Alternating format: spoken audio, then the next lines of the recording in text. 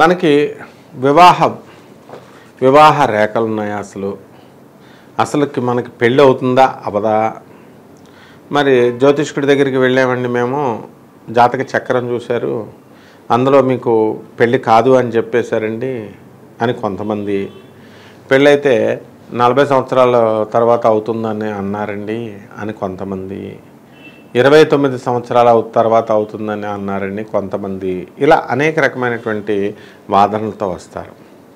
ఆ తర్వాత మళ్ళీ వివాహం అయిన తర్వాత భార్యాభర్తల మధ్య ఇద్దరి మధ్య అన్యోన్యత ఉండదండి, వీళ్ళు ఎప్పుడో కీచులాడుకుంటూ ఉంటారు, కొట్టుకుంటూ ఉంటారు, మీ ఇద్దరికి పడదు అన్నారండి అని చెప్పేటటువంటి వాళ్ళు కూడా చాలామంది ఉంటారు.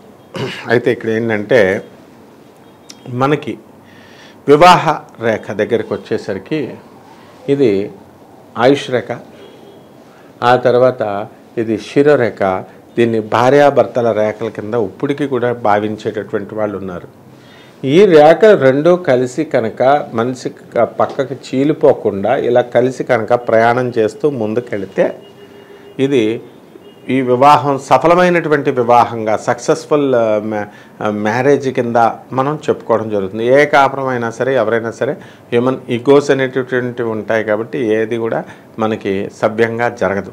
ఏదో ఒక చిన్న కీచులాట్లు, చిన్న గొడవలు అనేటటువంటివి ఉండడం అది సహజం. అయితే ఇక్కడ మనకి కావాల్సింది ఏంటంటే శుక్ర స్థానంలో మనకి ఇక్కడ శుక్ర వంక ఒకటి ఉంటుంది అనమాట. ఇలా తయారవుతుంది కొంతమందికి, ఈ చంద్రవంకలాగా. ఈ శుక్ర వంక ఎప్పుడైతే తగులుతుందో అటువంటి వాళ్ళకి అసలు వివాహం కాదు అని మనం చెప్పచ్చు. వివాహం వాళ్ళు 50 సంవత్సరాలు వచ్చినప్పటికీ కూడా వివాహం కాదు. కాబట్టి ఈ శుక్ర వంకకు అంత ప్రాముఖ్యత ఉంది. ఆ విధంగా మనకిక్కడ ఈ యొక్క ఈ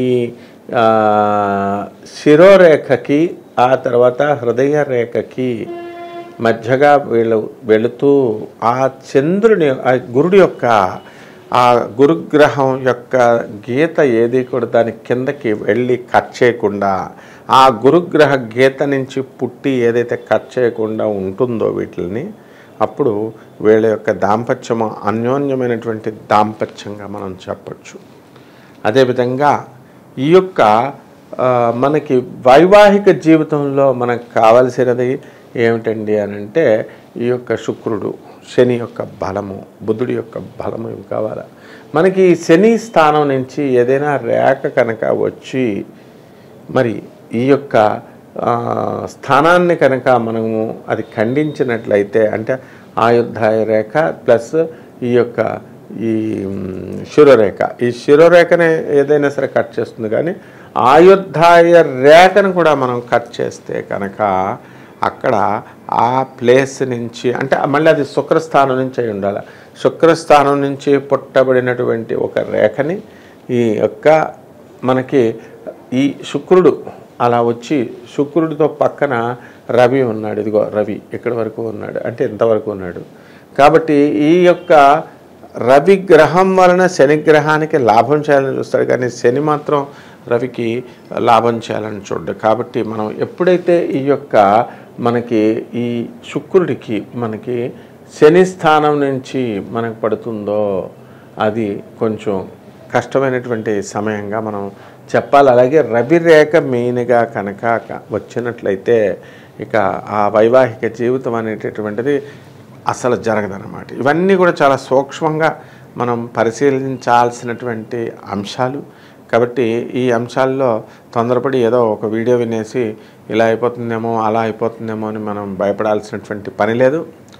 ఇక్కడ ఈ యొక్క రేఖకి వైవాహిక జీవితం దగ్గరికి వచ్చేసరికి, భార్యాభర్తల మధ్య రేఖ వచ్చేసరికి రెండు కూడా కలిసిన తర్వాత మనకి ఇక్కడ ప్యారలల్గా ఇక్కడ ఉన్నటువంటి ఈ రేఖ పైన మనకి ఈ యొక్క బుధుడి యొక్క మౌంట్కి దగ్గర కొన్ని రేఖలు ఉంటాయి. ఆ రేఖల నుంచి పైకి నుంచి ఇలాగ ఆ రేఖల గీతలు కనుక కట్ చేసినట్లయితే అక్కడ వైవాహిక జీవితం బాగుండడమే కాకుండా వాళ్ళకి సంతానం కూడా కలగడానికి అవకాశాలు ఉన్నాయి. చాలామంది సంతానం ఉన్నారు అని మనం ఈ విధంగా చెప్పచ్చు.